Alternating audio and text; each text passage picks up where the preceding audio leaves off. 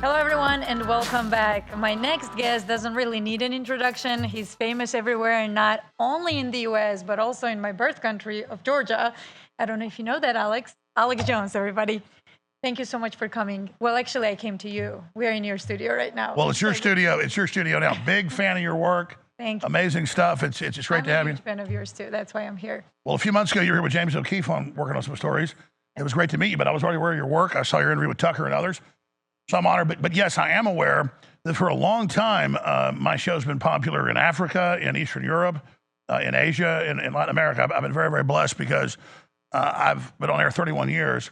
And as soon as the internet really proliferated by 96, 97, I was one of the first people with a lot of audio streaming and then a few years later, video streaming. So really, I didn't really have a lot of competition because I was there at the first. And so we became number one on a lot of platforms and feeds up front.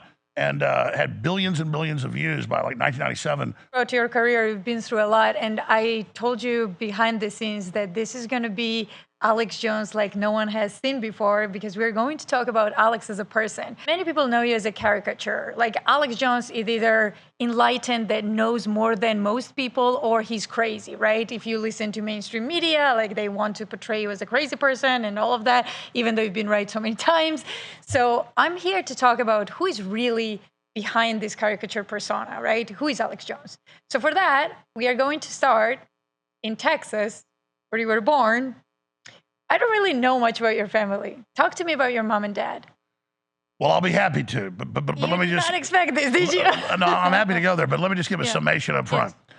The corporate media would take little clips out of context to try to discredit me. It's been going on for over 20 years.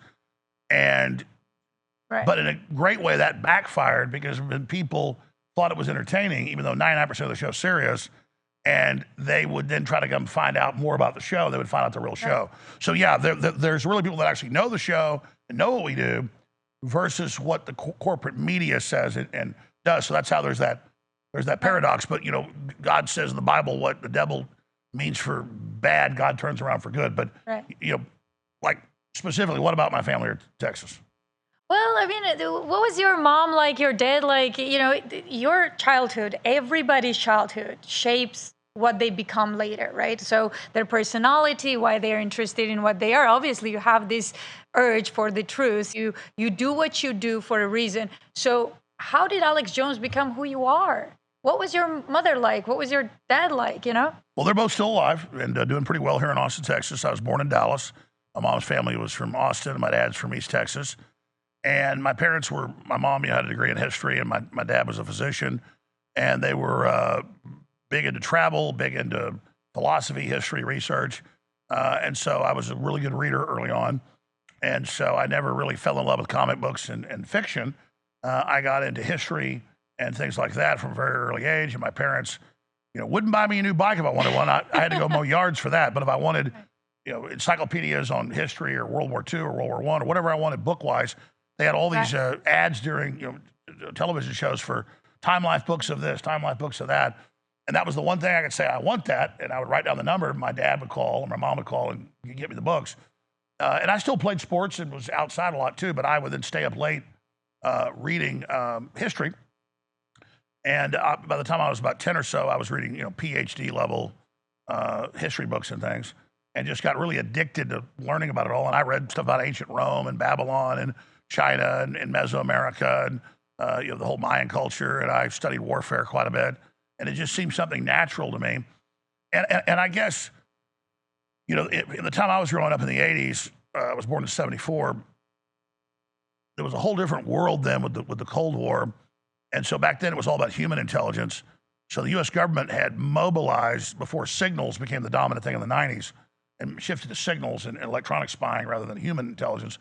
I had quite a bit of family, and they didn't like tell me stuff out in the open or anything, that were anti-communist and that were, you know, in different areas and doing different things with the government, working with missionaries in Eastern Europe, you know, to fight the Soviet Union, and working in Iran-Contra. I had family that was working at high levels in Iran-Contra.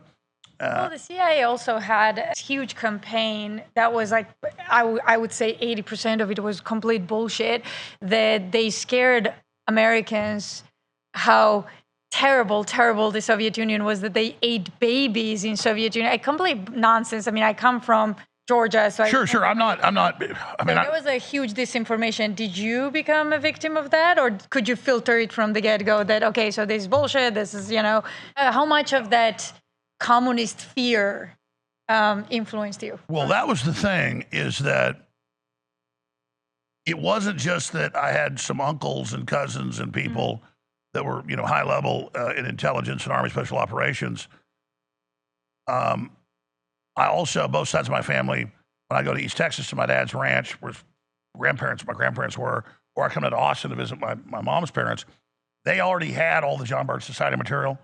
They already had Cleon Skousen's The Naked Communist. And so they weren't pushing any of it on me. I totally get that what you're saying about propaganda and most of it being exaggerated. I didn't get from family, actually, that the Soviet Union was everything we've been told about. Yeah. In fact, I never really, by the time I was paying attention, even got anything about the Russians. Right. From the uncles and people I had that were involved in special operations and intelligence, they weren't like spewing secret stuff when they came to visit or anything. It was mainly a discussion about how evil globalist forces and the private Federal Reserve were the real enemy, and how how the left and British intelligence and others had actually funded the Russian Revolution and actually triggered all of that.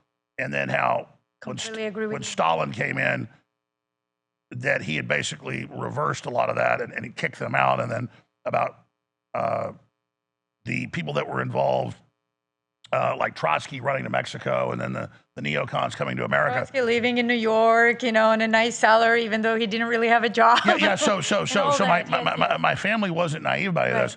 So I'm a little kid hearing all this, and people come over to the house and talking about the Federal Reserve and the plan to undermine the country and demoralize us and all that. So these were people that were already dialed in and knew what was going on, and so they were intellectual. I mean, whether it was the ranch house of my dad's parents, my grandparents in East Texas, or whether it was my mom's folks here in Austin would come visit, they had the John Birch Society publications. They had Cleon Skousen's well-read, the Naked Communist, and basically everything that McCarthy was saying, that basically the whole communist conspiracy was hatched in the West and then was basically projected out in the world. So contrary to it all being about the Russian menace or whatever, it was mainly about, no, the real enemy are these globalists.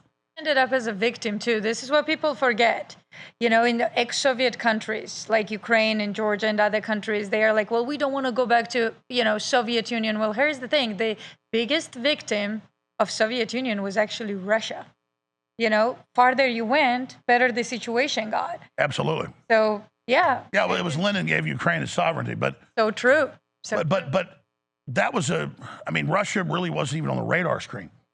So some of my family was involved in that huge mobilization against Russia. Right. But they, again, all basically understood that it was the globalists that were taking our rights here at home. And so for me, that was just a backdrop. And I heard adults in my family talking about it. And there were all these Zbigniew Brzezinski books laying around and maps and historical stuff, and really the writings of the globalists themselves. And so I remember, being like 5 years old and hearing them talk around the coffee table about this. And I had like my grandmother's brother was like a manager at the Federal Reserve in Dallas, but over the actual money coming in and distributing the money and stuff. And he'd be talking about the private Federal Reserve and how bad it was. So I just had like all these people in the family, and they were all, both sides of the family, constantly talking about all this. And the stuff they talked about 45 years ago, I'm 52 almost now, so 47 years ago, and I'm 5 years old, it's all accurate. So it was just dead on. So I was just blessed to be like a seed that landed in good dirt and had water and sunlight. So I just grew because I was around all these 100% Americans, Texans, totally good people, committed, highly decorated military people, most of them. And then they were doing all this research constantly, and they were involved in these stuff they were supposedly doing, and they realized this is all BS. The real enemy is here. And so that's what I grew up understanding. And it wasn't like they were with the Russians either. They were like, oh, yeah, that's an arm of this. We got to defeat that. It was like, we got to defeat the heart of the Hydra was here. And I remember growing up hearing about British intelligence, British Empire, Cecil Rhodes, the CFR, set up at Pratt House in New York. Huge. Yeah, well, the CFR is like really a British intelligence arm. And so I was growing up hearing about all this and about their plans for a cashless society and a world government, and no matter where I went to the East Texas Ranch. They were talking about it, and my grandmother was reading, Ayn Rand, and then and she was like a master's in history and a whole bunch of other PhD in history and English literature. So I would come just anywhere I went. His family was talking about this stuff. This is your family, because most people, publicly, they kind of were blind to it, though. That's how we ended up where we ended up, right? So you're saying your family was more enlightened than most Americans? Because most Americans had no idea. I mean, there was talks and rumors, but not really. They didn't really know.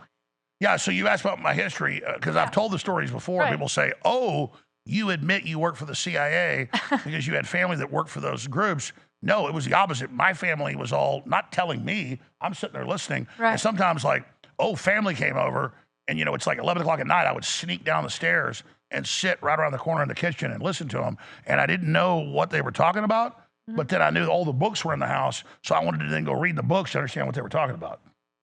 Does that make sense? Yeah. And so I was extremely blessed just to grow up around that.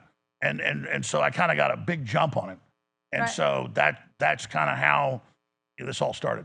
So I've heard before, and I don't know, I'm just going to directly ask you that. I've heard before that Bill Cooper had a big influence on you as well. No? Absolutely. Really? Was it? Because I know he used to tune into your show, right? And you guys... that's another internet thing.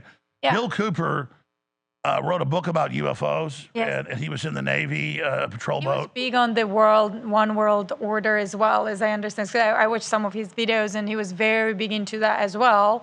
So what was your relationship really with him? That became an internet thing, trying to say Alex Jones is not the original, Bill Cooper's the original, and that just became some internet thing. I was never against Bill Cooper.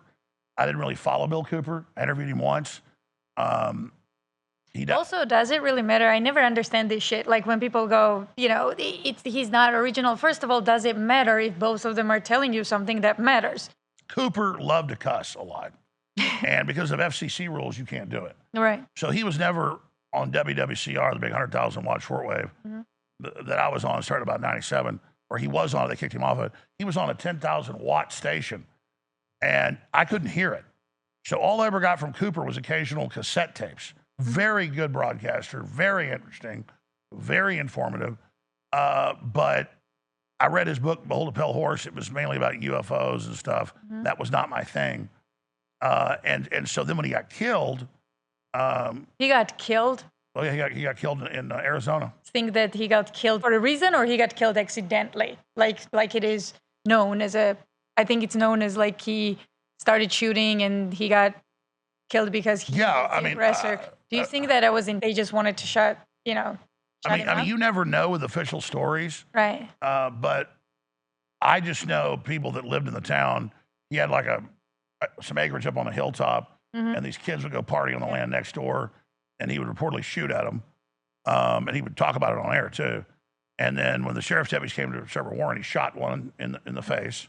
That's on record. And then they killed him. And so the internet then said, just with no evidence, I had him killed or whatever. Right.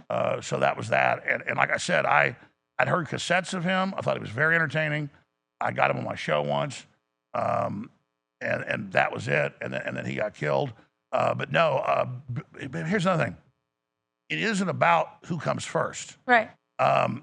We had senators fighting the Federal Reserve Act in 1913. Very true. That you can read their writings; are incredibly accurate. We had the John Birch Society and Welsh, who in the 50s and 60s, everything they said is accurate. That's really who influenced me, like I said earlier. Right. And then you had Senator Barry Goldwater. Ronald Reagan spoke out against the Trilateral Commission, CFR, in the 70s. And you had G. Edward Griffith's been around since the 60s. Making major films, major best-selling books. Right. So if we want to see who the OGs are, It is Limburg, and then it would be Joseph McCarthy, and it would then be with G. Edward Griffin and Welsh. Literally, people see videos of me 20 years ago and it all came true. They go, "This guy's a genius." You can watch these people 60 years ago, and it literally all came true. Yeah. So they're called crazy. So let's just say this: I am not the OG. I've never said I'm the OG of those past waves.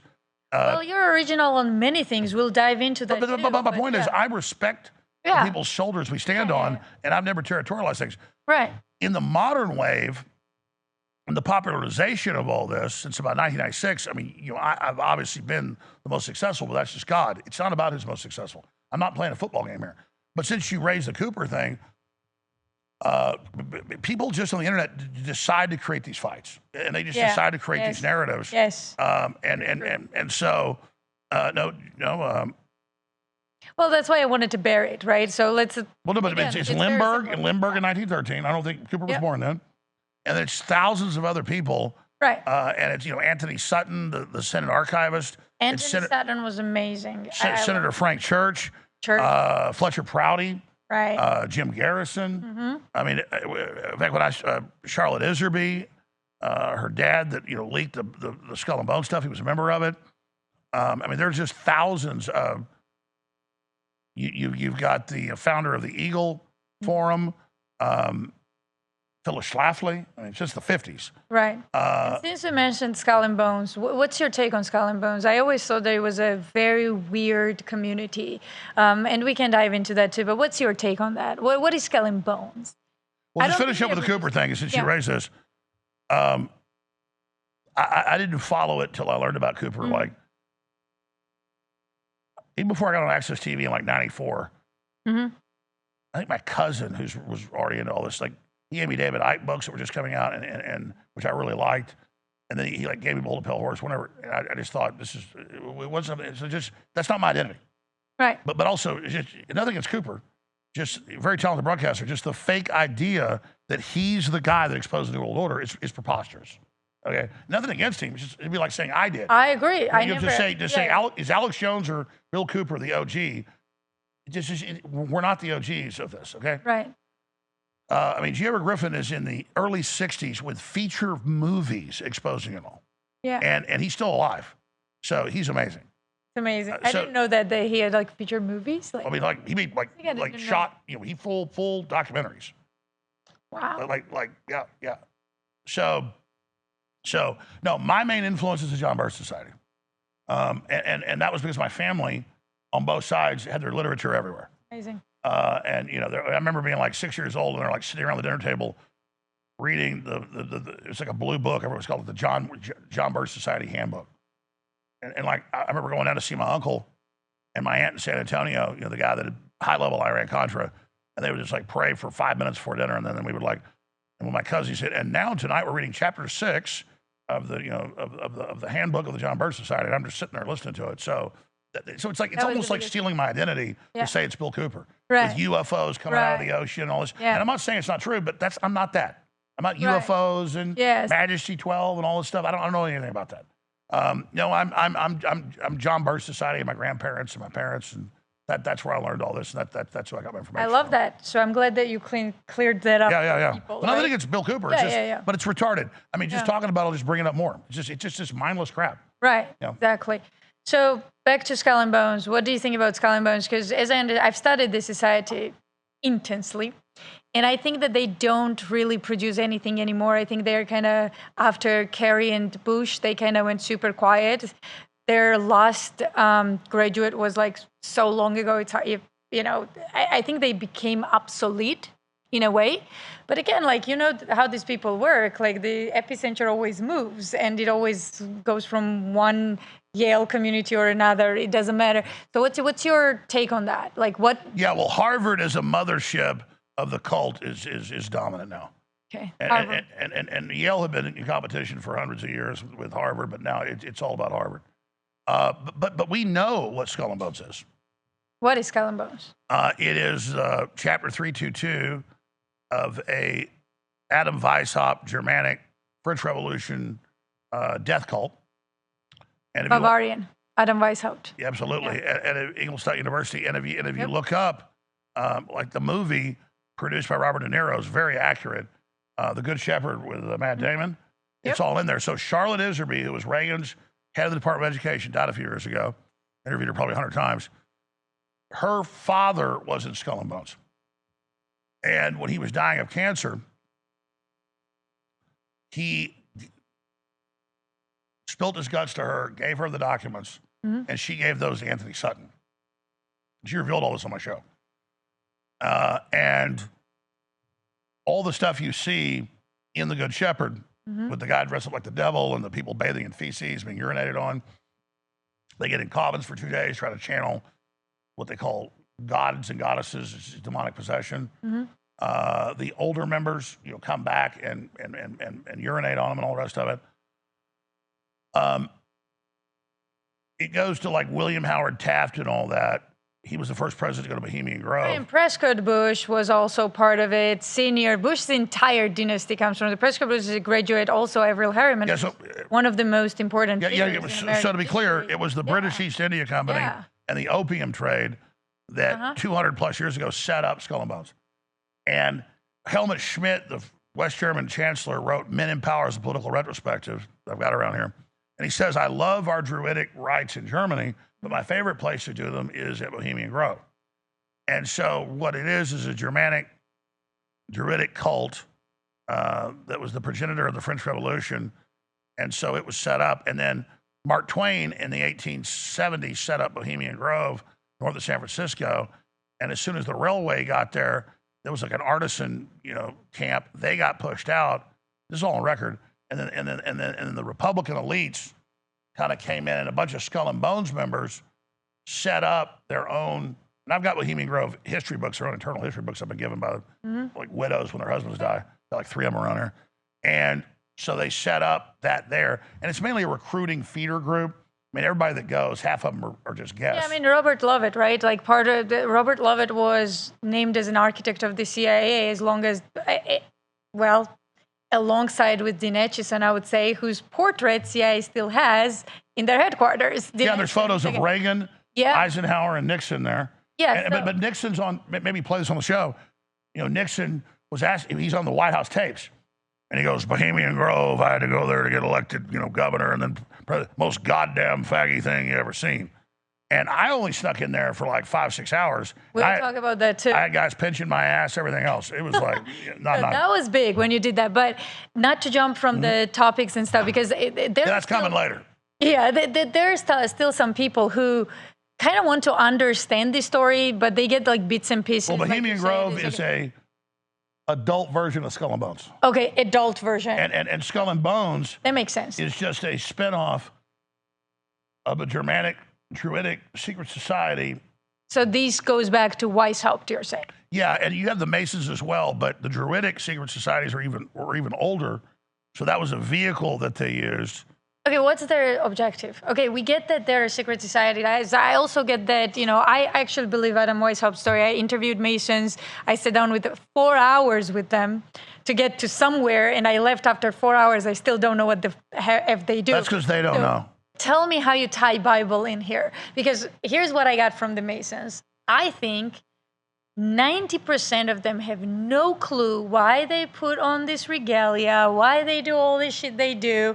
They just do it automatically. It's not 90, it's 99.9. Probably, yeah. So, but we know that Adam Weishaupt at some point joined the Masons. It makes a great recruiting ground, also somewhere that you can hide within this society. And you can use a secret society as the mechanism to bring in your own virus. Absolutely. And you can so I don't blame the Masons. In fact, George Washington was a Mason. I agree. Well, I agree with you.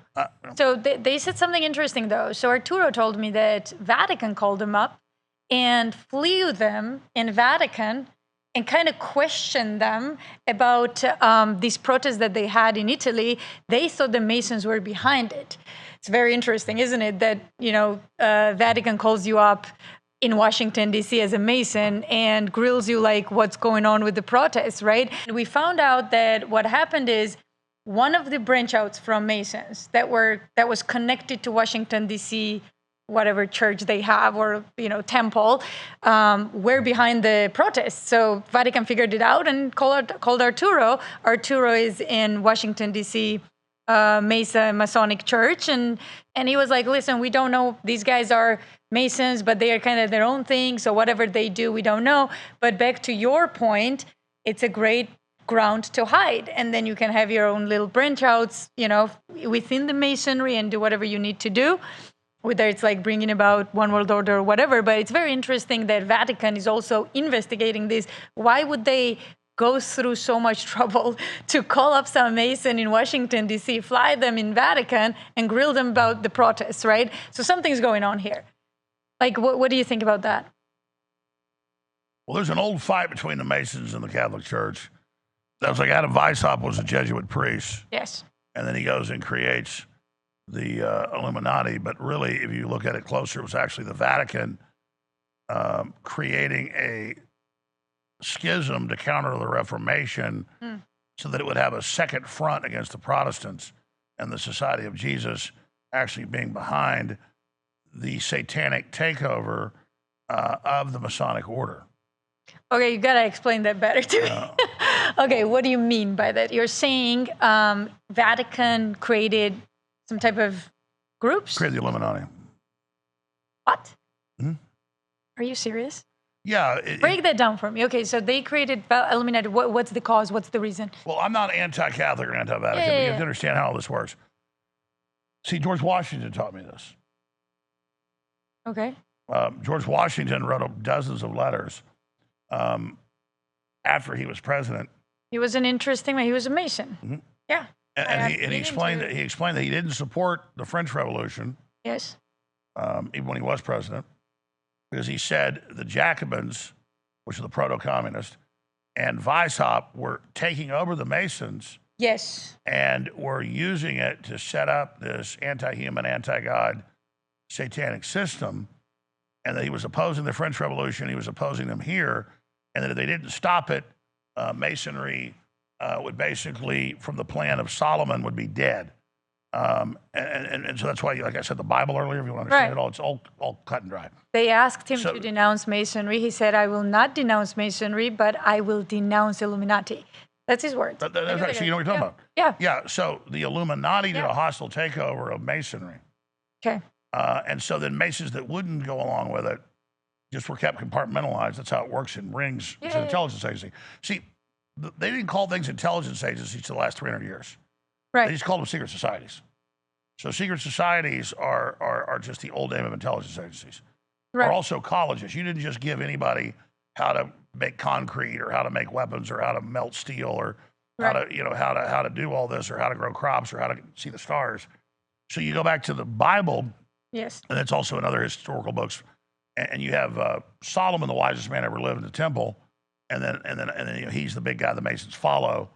And so it's basically all the mystery schools, which just means college or libraries of the world, then kind of distilled down into it. And then it gets a bunch of rumor and mumbo jumbo and hocus pocus involved in it and a bunch of ritual to know it.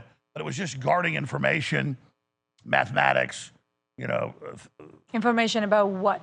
About life, earth, afterlife? What is it? Everything. Power? I mean, everything. But it was really philosophical societies. So a lot of it was, well, Illuminati, a lot of it was means enlightened. Yeah. Right? So they obviously thought they were more intelligent than others.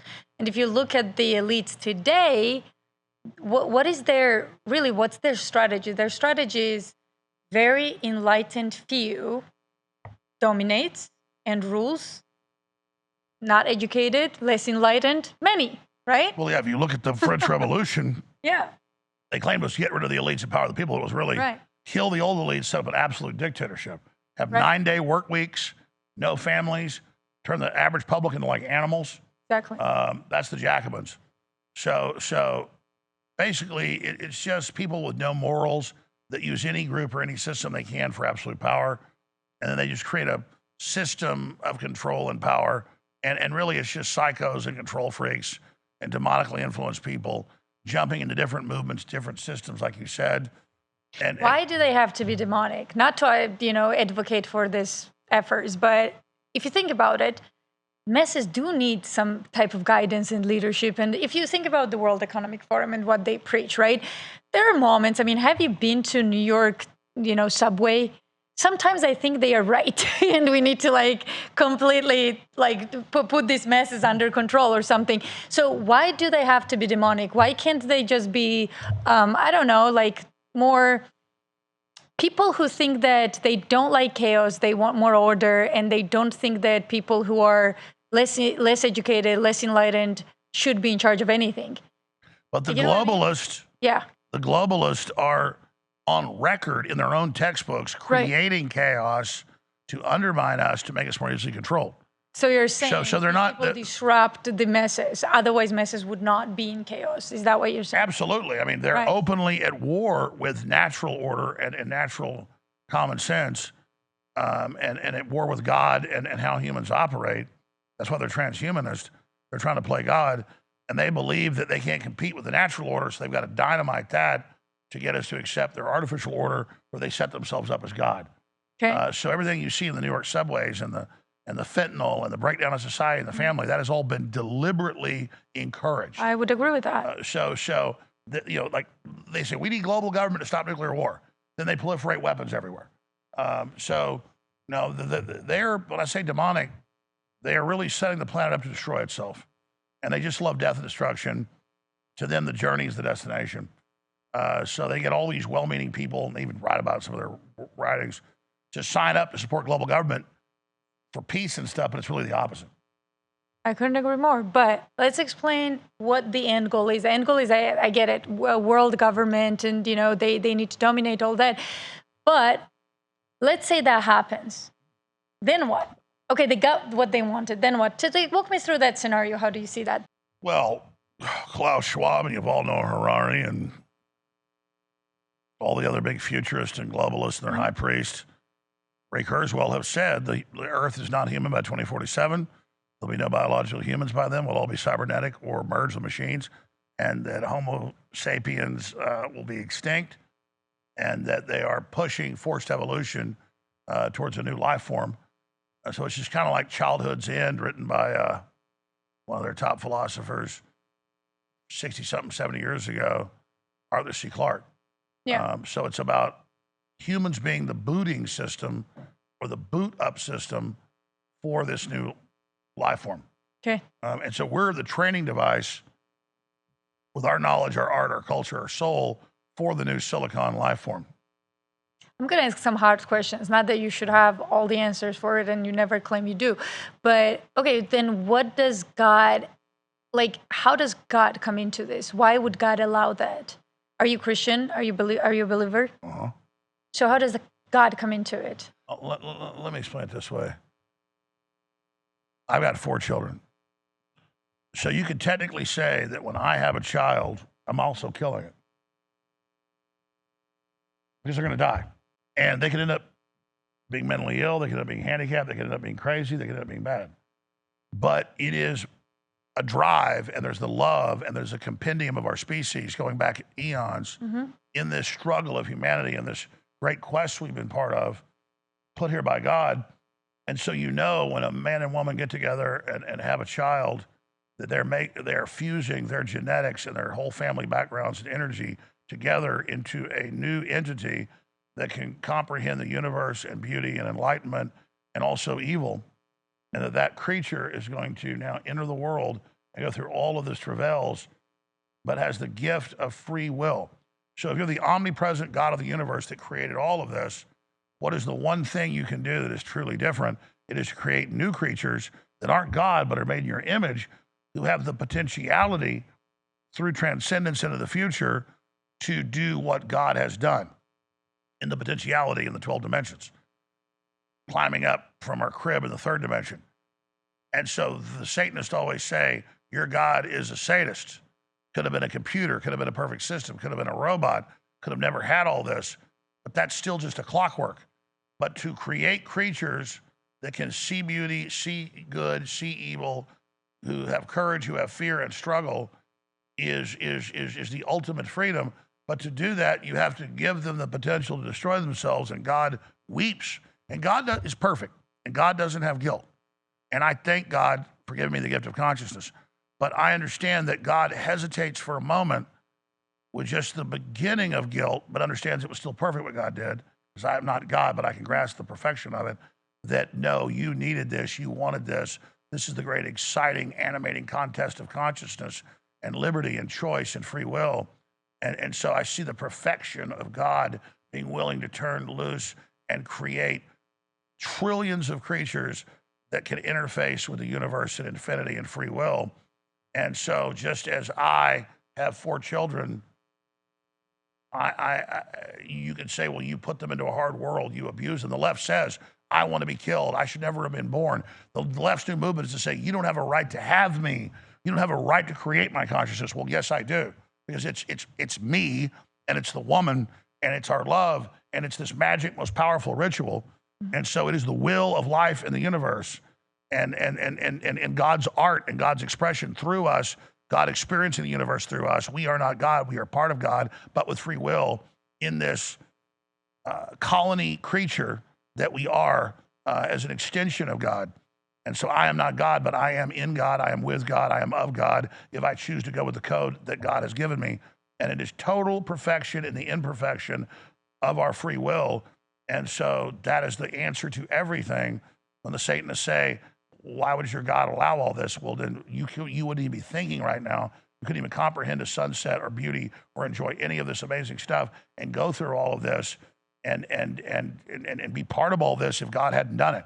And so it's the perfection of the imperfection giving us free will. And God's not going to just sit around omnipresent and all powerful and just sit around, just like we have a drive to have children. And that is not God, the image of God, a small subset of God's decision that we made the same decision. Interesting. All right. No hummingbirds, no beautiful oak trees, no schools of fish in the ocean. Oh, God, they're going to die. Oh, how mean. Oh, they get to, oh, my, it's a lie. It's all God. God made it. It's God. We belong to God. As long as we join God and accept that and follow God's program, it's unlimited, because this is only one level. I'm telling you, the next levels are way more intense. This is we're tadpoles in the about 3 inches of water over here. What's next level? Oh, it's unspeakable. Can't even comprehend it. I've seen it. I can't even understand it. You've seen it. Okay, now that you mentioned, you gotta tell us what you've seen it. What is it? Kauai, Hawaii times a trillion. And beyond. Total information. Total information download. And all the trillions of civilizations and all the consciousness and all the endless things and all the people all the entities and species that chose this or chose that. And mainly it's just encapsulated tombs of free will. And then they're like these tombs that look like seeds, and they're in their own world. They get to run their own system outside of God, and each one is a hell. And there's all the failed systems of people that were given free will and the potential to ascend and didn't follow it. And then there is just absolute total rapture. You think infinity is going to get boring. You're just totally satisfied, beyond satisfaction. And then there's just endless dimensions, endless galaxies, endless universes, endless potentials, endless things you can do, endless civilizations you can help. You can also review infinities of wars and civilizations and systems and dimensions and just unspeakable. It's just unspeakable. It's just it's just absolute completion. It's beyond anything you imagine. I had a very interesting conversation with Thomas Drake, NSA whistleblower, and we were talking about the dangers of AI and transhumanism and Peter Thiel and all this stuff. And usually when I talk about this stuff, my brain usually tries to solve everything. Okay, so how do we counter that? Like, how do we fight it? Like, that's my energy, right? And Thomas goes like, no, we just have to live through it. There is no fighting this. We just have to live through it. Would you agree? Because it's hard to fight, AI. Like, what's coming right now, it's like Vladimir Putin says, it's hard to stop Elon Musk. He's going to do what he wants to do. And it's very hard to stop Peter Thiel. I would come at that from a different place. Go for it. Let me take a break and I'll tell you. Okay. Sounds good. AI has no power.